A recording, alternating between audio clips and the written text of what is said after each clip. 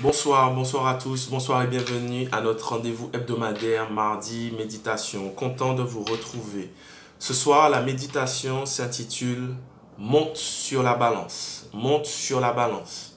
Alors c'est toujours délicat de demander à quelqu'un combien tu pèses. Ça ne se fait pas de demander à quelqu'un son poids, mais pourtant ce soir c'est ce que je vais faire. Vous demander combien vous pesez. Mais je ne parle pas de kilogrammes, mais je parle de kilos spirituels. Ce soir, je vais vous demander de monter sur la balance. Et pour ce faire, on va lire un texte ou encore une histoire très connue dans la Bible qui se trouve dans le livre de Daniel. Daniel, chapitre 5. On va prendre les premiers versets. Daniel, chapitre 5, du verset 1 à 5. Daniel 5, du verset 1 à 5. Je lis. Le roi Belchazar donna un grand festin à ses grands au nombre de 1000. Il but du vin en leur présence. Belchazar, quand il eut goûté au vin, fit apporter les vases d'or et d'argent que son père Nebuchadnezzar avait enlevés du temple de Jérusalem, afin que le roi et ses grands, ses femmes et ses concubines s'en servissent pour boire. Alors, le verset 3, alors on apporta les vases d'or qui avaient été enlevés du temple de la maison de Dieu à Jérusalem, et le roi et ses grands et ses femmes et ses concubines s'en servirent pour boire. Ils burent du vin, ils louèrent les dieux d'or, d'argent, d'airain, de fer, de bois et de pierre. En ce moment, apparurent les doigts d'une main d'homme. Ils écrivirent en face du chandelier, sur la chaux de la muraille du palais royal. Le roi vit cette extrémité de main qui écrivait. Alors le roi changea de couleur, ses pensées le troublèrent, ses jointures, ses reins se lâchèrent et ses genoux se heurtèrent l'un contre l'autre. Verset 7. Le roi cria avec force qu'on fit venir les astrologues, les chaldéens et les devins, et le roi prit la parole et dit aux sages de Babylone, quiconque lira cette écriture m'en donnera l'explication, sera vêtu de pourpre, portera un collier d'or à son cou et aura la 3e place dans le gouvernement du royaume. Tous les sages du roi entrèrent, mais ils ne purent lire l'écriture et donner au roi l'explication. Verset 9, sur quoi le roi Belchazar fut très effrayé, il changea de couleur et ses grands furent consternés. Prions. Père éternel, ce soir encore, dirige-moi à travers ta parole, fais-moi du bien et que nous puissions être grandis, bénis encore ce soir au nom de Jésus-Christ. Amen. Monte sur la balance, monte sur la balance. Ceux qui connaissent ou reconnaissent l'histoire dans Daniel 5 savent que nous sommes à l'époque de la déportation. Babylone, avec Nebuchadnezzar, a envahi Juda et déporté plusieurs juifs à Babylone. Parmi ces juifs, il y avait Daniel et plein d'autres. Il y a eu 3 vagues de déportation, il me semble, et ils ont pris plein de juifs. Ici, au moment du texte, le roi ou encore l'empereur Nebuchadnezzar est mort. Ses fils ou encore ses petits-fils, on dit son père, ses fils, mais en tout cas ses petits-enfants, dirigent l'empire. Et on assiste à une fête, à un festin, où Belchazar, le roi, va prendre des vases d'or et d'argent pour boire avec ses invités. Le souci, c'est que ces vases étaient des objets sacrés du temple de Dieu, du temple de Jérusalem, du temple qu'ils avaient détruit à Jérusalem. Et tout de suite, boum, il voit des mains qui apparaissent et qui écrivent quelque chose de bizarre sur le mur. Si ça se faisait aujourd'hui, je crois que la plupart des chrétiens, sauf ceux qui ne seraient pas en train de courir, auraient commencé à prier, à chasser les esprits au nom de Jésus. Mais il y avait un message derrière ça, et il y a encore un message encore valable aujourd'hui. D'ailleurs, pas seulement un, mais plusieurs messages. D'abord, on ne rigole pas avec les ustensiles de Dieu, et je vais plus loin. Tout ce qui appartient à Dieu ne doit pas être méprisé, car Dieu sait faire justice. Tout ce qui appartient à Dieu ne doit pas être méprisé, car Dieu sait faire justice. Avec ça seulement, il y a de quoi se réjouir. Si tu es un enfant de Dieu, si tu appartiens à Dieu, si tu as donné ta vie à Dieu, si tu es un héritier du royaume, si tu es un ustensile de Dieu, un instrument pour Dieu, un vase d'or ou d'argent, peu importe, comme dit le texte, dès lors que tu appartiens à Dieu, personne ne doit te mépriser. Personne ne doit te mettre à la fête. Et si ça se fait, si d'aventure ça se fait, Dieu saura te rendre justice. Non pas toi, non pas comme les islamistes, dès qu'on parle de Mahomet ou du Coran, ils rendent justice. Enfin bref, pas toi, Dieu saura te rendre justice parce que tu lui appartiens. Mais il y a d'autres messages dans ce texte Et je veux parler, comme je vous ai dit, de kilos. Il y a un message sur les kilos. Il y a un message sur le poids qu'on pèse en tant qu'être humain, en tant que chrétien. Si vous connaissez l'histoire, et ceux qui ne la connaissent pas, je vous invite à la lire. Belshazzar, furieux, va finalement trouver Daniel, un hébreu, un juif, un déporté, le seul capable de déchiffrer ce que la main avait écrit sur les murs. D'abord, Daniel va lui dire de garder son argent. Il n'est pas sûr ça. Là encore, il y a un message. Je ne sais pas si tout le monde serait capable de faire ça. Aujourd'hui, je fais, donc tu paies. Je fais ça, donc tu me donnes ça. Je fais ça pour toi, donc tu me payes comme ça. Aujourd'hui, il n'y a rien sans rien. Un autre message de ce texte parmi les messages, c'est n'oublions pas la générosité. N'oublie pas de donner sans rien attendre en retour. N'oublie pas de donner sans rien attendre en retour. Ça fait partie des choses que Dieu veut aussi, que Dieu attend de nous. Bref, il ne va pas prendre l'argent, mais il va commencer par lui rappeler, comme son père, l'ancêtre de Belshazzar, il va lui rappeler que l'empereur Nebuchadnezzar s'était pris d'orgueil et d'arrogance jusqu'à ce que Dieu le rabaisse comme un animal pour que finalement Nebuchadnezzar, son grand-père, son ancêtre, reconnaisse que Dieu est Dieu. Avant d'aller plus loin, je parle à quelqu'un, je ne sais pas c'est qui, mais est-ce qu'il faut que ta situation t'amène à l'humiliation ou encore au plus bas pour que tu reconnaisses que Dieu est Dieu et que tu décides à le suivre? Est-ce que tu vas attendre ça? Certains hommes, en vérité, attendent un signe de Dieu. Ils ont déjà un signe, mais ils attendent un autre signe, plus un autre plus gros signe, plus un autre plus gros signe, pour se dire finalement, ok, je donne ma vie à Dieu, ou encore, ok, je me baptise. N'attends pas d'être au plus bas pour donner ta vie à Dieu. N'attends pas que tu perdes un membre de ta famille pour donner ta vie à Dieu. N'attends pas qu'une maladie tombe sur toi pour donner ta vie vraiment à Dieu. N'attends pas que la vie te frappe pour finalement donner ta vie à Dieu. Donne ta vie à Dieu maintenant. Mais on va revenir sur Daniel. Donc Daniel va rappeler à Belshazzar que son père, rempli d'arrogance, rempli d'orgueil, a finalement reconnu que Dieu était Dieu et va lui dire à Belshazzar, tu n'as pas tiré les leçons de ton père. Et il nous faut lire ce que Daniel va dire. On reprend la Bible, si vous avez vos Bibles toujours, Daniel 5, et on va lire juste à partir du verset 25. Voici l'écriture qui a été tracée. Méné, méné, tekel, parsin. Compter, compter, peser et diviser. Le verset 26. Et voici l'explication de ces mots. Compter. Dieu a compté ton règne et y a mis fin. Peser. Tu as été pesé dans la balance et tu as été trouvé léger. Diviser. Ton royaume sera divisé et donné aux Médès et aux Perses. Et l'histoire nous dit que la nuit même ou le lendemain, vous allez voir dans le texte, il a été détrôné, l'empire perse est venu, l'empire Médès et Perse, ils sont venus et ils ont détruit et ils l'ont tué. Mais c'est le verset 27 qui m'a frappé le plus. Peser. Tu as été pesé dans la balance et tu as été trouvé léger. Peser. Tu as été pesé dans la balance et tu as été trouvé léger. Waouh! Dernièrement, à la fin du culte, un dimanche, on discutait avec certains frères et sœurs et on parlait de sport, de perdre des kilos. Et on se disait, je ne sais plus si c'était moi, il me semble que c'est moi, je leur disais que généralement, les hommes ne montent pas tellement sur la balance, c'est plus les femmes qui se pèsent. Si vous demandez à un homme dans la rue comme ça combien il pèse, il ne saura pas vraiment. Tandis qu'une femme, c'est mieux qu'un homme. Les femmes montent généralement plus souvent sur la balance. Mais spirituellement parlant, dans la balance de Dieu, ce ne sera pas plus les femmes que les hommes.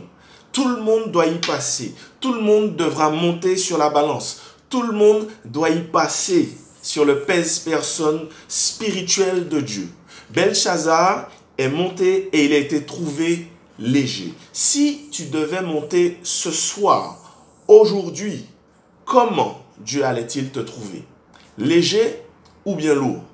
Si tu devais monter ce soir, comment? Et si on comprend bien l'histoire, si on comprend bien le raisonnement de Dieu, si on comprend bien la balance spirituelle de Dieu, il faut que je sois trouvé lourd, pas léger, lourd. Léger signifie que je suis condamné. Lourd signifie que je suis sauvé. Donc je dois peser lourd. Mais en ce moment, qu'est-ce qui est lourd dans ta vie? Réfléchis. Réfléchis. Qu'est-ce qui est lourd dans ta vie? J'avais envie d'appeler cette petite méditation combien pèses-tu? Mais le problème n'est pas tant combien pèses-tu, mais quoi? Qu'est-ce qui pèse dans ta vie? Est-ce le poids du péché? Est-ce le poids d'un péché? Est-ce le poids de la culpabilité? Est-ce le poids de la désobéissance dans ta vie? Est-ce le poids de la jalousie? Le poids de l'envie? Le poids de la méchanceté? Qu'est-ce qui pèse dans ta vie? Est-ce le poids de la rancœur, d'une rancune à cause de quelque chose que quelqu'un t'a fait dans le passé? Qu'est-ce qui pèse dans ta vie aujourd'hui? Y a-t-il quelque chose qui pèse lourd? Selon Daniel 5, il fallait peser lourd. Être lourd pour être sauvé. Mais toi, tu pèses lourd. Mais lourd de quoi? Qu'est-ce qui pèse dans ta vie? Lourd de désobéissance? Lourd de questionnement? Lourd de doute? Lourd de peur de l'avenir? Lourd de stress au travail? Lourd de stress dû à la maladie? Lourd de stress de ne pas avoir ci? Lourd de stress de ne pas avoir une famille comme tu veux? Qu'est-ce qui pèse lourd? Laisse-moi te dire de quelle manière tu dois être lourd. Le poids de ma foi doit être plus lourd que le poids de mes doutes. Le poids de mon obéissance doit être plus lourd que le poids de ma rébellion. Le poids de ma reconnaissance doit être plus lourd que le poids de mes envies.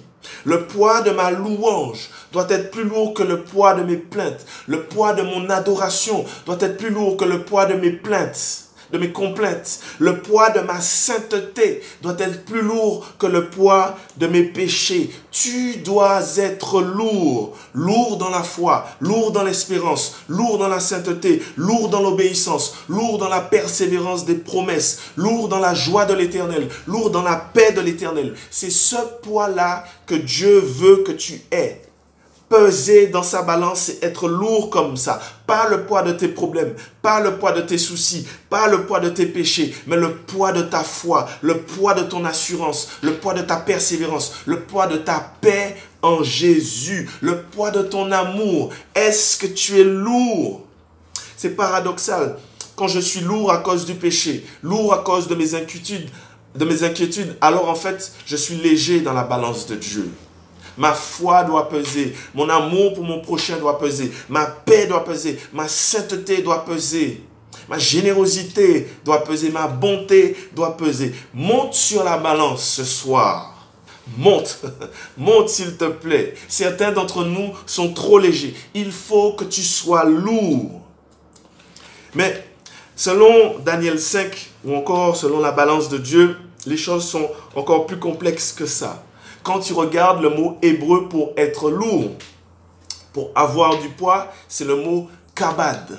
Et kabad en hébreu, ça veut dire à la fois être lourd, mais kabad veut dire aussi gloire. Extraordinaire. Le même mot pour dire lourd et le même mot pour dire gloire. Alors comment comprendre ça? Dieu veut sur sa balance que je sois lourd. Dieu veut sur sa balance que j'ai de la gloire. Alors, pas la gloire des hommes, mais la gloire de Dieu. Donc, sur la balance de Dieu, Dieu veut que j'ai sa gloire. Plus j'ai la gloire de Dieu, plus j'ai sa gloire, plus je suis lourd. Plus je suis lourd, plus j'ai sa gloire. Et, ou plutôt, or, la gloire de Dieu est manifestée parfaitement, excellemment, puissamment dans la personne de Jésus-Christ. En gros, plus je ressemble à Jésus, plus j'ai la gloire de Dieu sur moi et plus je suis lourd dans la balance. Je reprends pour toi. Plus je ressemble à Jésus, plus j'ai la gloire de Dieu et plus je suis lourd sur la balance. Monte sur la balance. En fait, tout ce que Dieu veut voir, c'est si tu ressembles à son Fils Jésus-Christ. Si tu parles comme Jésus, tu es lourd. Si tu agis comme Jésus, tu es lourd. Si tu donnes sans rien attendre en retour comme Jésus, tu es lourd. Si tu aimes comme Jésus, tu es lourd. Si tu pardonnes comme Jésus, tu es lourd. Si tu aimes ce que les autres n'aiment pas comme Jésus, tu es lourd. Monte sur la balance. Dieu veut savoir si tu es lourd. Tout ce que tu as à faire, c'est de lui ressembler. De ressembler à Jésus. La gloire de Jésus, la gloire de Dieu, c'est ressembler à Jésus. Quand j'ai la gloire de Dieu, je suis lourd. Tu peux me dire, ah c'est dur, je ne suis pas Jésus. Essaye encore. parce que tu devras monter sur la balance de Dieu. Ah, c'est compliqué avec la vie que j'ai. Essaye encore, ressemble à Jésus, parce qu'à la fin, tu devras monter sur la balance de Dieu. Je crois que les femmes n'ont pas si tort que ça, en montant sur la balance régulièrement. L'application, ce n'est pas de monter bien sûr sur un pèse-personne réel, mais je dois monter régulièrement sur la balance. Ça veut dire je dois constamment discuter avec le Saint-Esprit.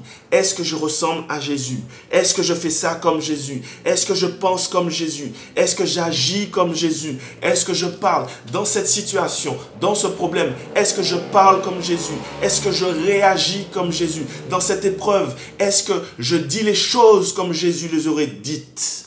Monte sur la balance. Fais des check-up avec le Saint-Esprit. Questionne-toi. Je t'encourage ce soir à être lourd. Kabad, la gloire de Dieu, la ressemblance de Jésus, la véritable ressemblance de Jésus sur toi. Plus je ressemble à Jésus, plus j'ai des kilos spirituels. Prions. Père éternel, ce soir, nous prenons conscience que nous devons tous passer sur cette balance. La balance spirituelle, ta balance. Et nous ne voulons pas être comme Belshazzar. Nous ne voulons pas peser léger. Nous ne voulons pas être léger dans notre foi, léger dans notre vie spirituelle. Léger. Nous voulons être lourds. Lourds dans la foi, lourds dans l'obéissance, lourds dans la sainteté, lourds dans le pardon, Seigneur. Nous voulons être lourds, mais en fait, nous voulons le kabad. Nous voulons ressembler à Jésus. Nous voulons la gloire de Dieu sur nous. Ce soir, je te prie pour que tu envoies une onction de grâce, une onction de faveur, afin que chacun d'entre nous, nous puissions te ressembler, Jésus, pour être lourd dans cette balance. Parce qu'à la fin, tu vas peser chacun d'entre nous. Je te remercie, parce que nous avons des kilos à prendre. Nous devons ressembler à ton Fils Jésus. Je te remercie pour ta parole ce soir. Et fais-nous du bien encore, dans le nom de Jésus-Christ. Amen. Et je veux prier aussi pour tous ceux et celles qui n'ont pas accepté Jésus-Christ dans leur vie. Tous ceux et celles qui se posent des questions sur Dieu et qui veulent une relation avec Dieu. L'évangile n'est pas une question de religion, mais une question de relation. Et une relation commence par accepter, inviter Jésus dans sa vie. Il est mort pour toi, il est ressuscité pour toi. Tes péchés sont pardonnés si tu l'acceptes. Alors si tu veux Jésus dans ta vie, juste répète cette prière après moi. Père éternel, me voici aujourd'hui et je te demande pardon pour mes péchés. Je crois, ta Bible, ta parole dit que ton Fils Jésus est mort à la croix à ma place. Il a porté mes péchés. Donc, je crois en ce sacrifice. J'accepte Jésus dans ma vie comme Sauveur et comme Seigneur personnel. Et je m'engage aujourd'hui à avoir le kabad, à te ressembler, Jésus, davantage, parce que je veux peser lourd sur la balance dans le nom de Jésus-Christ. Amen. Si vous avez fait cette prière, nous sommes contents pour vous. Je vous bénis et je vous invite à m'appeler, à nous appeler. Vous avez des numéros sur le site internet de l'église et on se fera une joie de prier encore avec vous parce que l'essentiel, c'est de peser lourd sur la balance. Quand nos yeux seront fermés, il faut que nous soyons lourds spirituellement sur la balance de Dieu. Lourd dans la foi, lourd dans l'amour, lourd dans la sainteté. C'est ce que Dieu veut, lourd dans le salut. Dieu veut te sauver. Soyez bénis et peuple de Dieu, soyez lourds selon la balance de Dieu. Que Dieu vous bénisse. Je vous aime. À bientôt.